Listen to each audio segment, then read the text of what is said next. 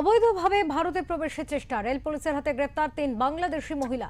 সোমবার গুয়াহাটি বেঙ্গালুরু এক্সপ্রেস থেকে তাদের গ্রেফতার করে রেল পুলিশ। ধৃতদের বাড়ি বাংলাদেশের ময়মনসিংহ জেলায়। এদিন ট্রেনে ওই ৩ মহিলাকে দেখে সন্দেহ হয় দায়িত্বে থাকা রেল পুলিশ কর্মীদের।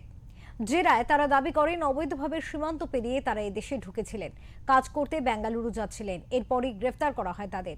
রেল পুলিশের তরফে জানানো হয়েছে ধৃতদের বিরুদ্ধে আইনি পদক্ষেপ নেওয়া হচ্ছে।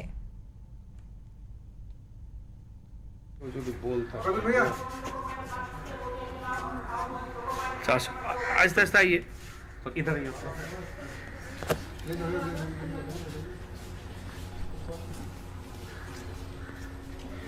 একটু দাঁড় করাবা, বড় ভাবে রাখো।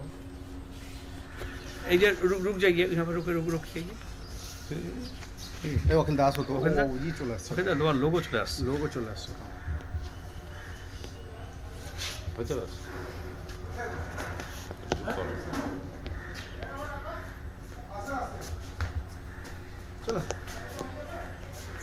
আসেন।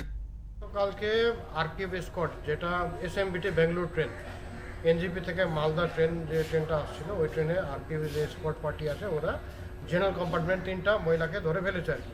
তাদেরকে জিজ্ঞাসাবাদ করার সময় ওরা বুঝতে পারছে যে ওদের বাড়ি হচ্ছে বাংলাদেশ। তো ওরা যাচ্ছিল গুয়াহাটি স্টেশন থেকে ট্রেন ধরে ওরা বেঙ্গালুরু যাচ্ছিল। বেঙ্গালুরে ওরা কাজের জন্য যাচ্ছিল। এদেরকে জিজ্ঞাসাবাদ করে কিছু জানতে পেরেছেন স্যার? ওরা বলছে যে ওরা আসাম বাংলাদেশের বর্ডার পার হয়ে চলে আসছে। এদের বাংলাদেশে কোথায় বাড়ি বাকি? এরা বলছে যে ময়মনসিংহ বলে একটা জেলা আছে বাংলাদেশে, ওখানে ওদের বাড়ি। কি উদ্দেশ্যে এরা এখানে আসছিল?